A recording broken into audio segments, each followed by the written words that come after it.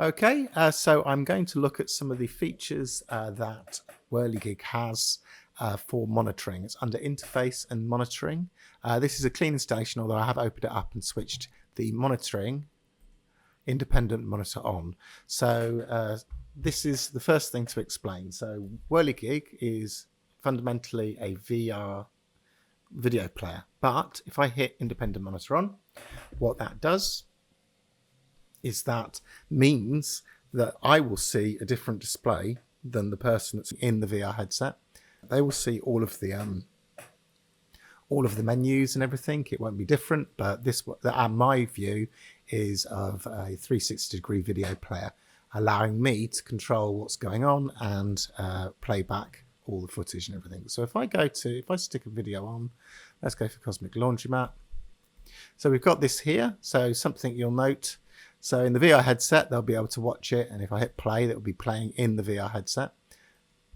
But if I decide to view it on the monitor, I can hit full screen just to show you that that goes full screen. So we've lost the bar at the top, and that can be set to a shortcut. So hit full screen.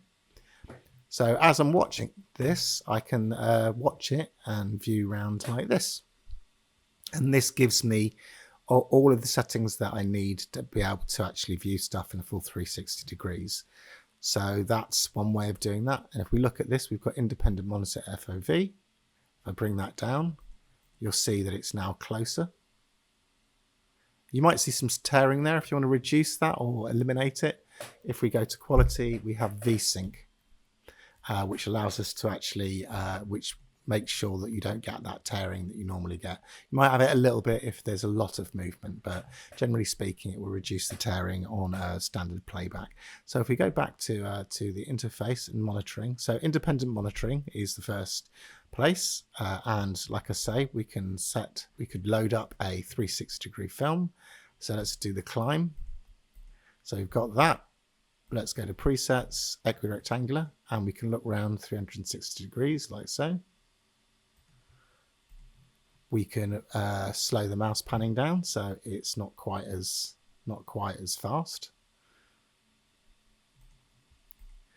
We can do an independent monitor lock, and what this does is that it will lock you straight ahead. So if, for instance, you wanted to just have a locked view looking straight ahead, then you could do that, and that's actually something that is a bit more useful when you're viewing back like flat screen footage. Now, one thing to note is that there is flat screen footage options. So we have set cinema mode to full screen. So what this does is that instead of seeing the actual experience in a 360-degree environment, if it's a flat screen and I hit that, it makes it like a normal video player. So as you can see, we've still got all the same settings, we've still got all the same menu, but we have it as we would expect if we was going to open something up like VLC or Windows Media Player or anything like that. We effectively have that same scenario, and we can use it as a standard video player. So we can go up there, we can change all the audio settings and the subtitle settings. And what else it has is that if you bring down to the bottom, you'll see that we have extra bars at the top and bottom. So these are what you'd think they would be. So play, pause.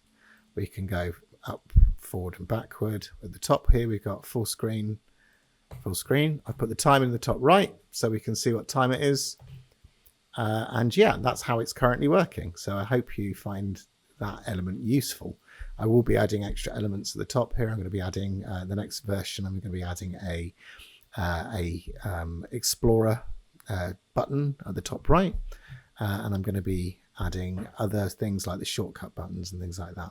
But at the moment, this is the simplistic way in which you can actually use this, and yeah, it's currently working relatively well, and I hope you like that. I think that's basically it, really.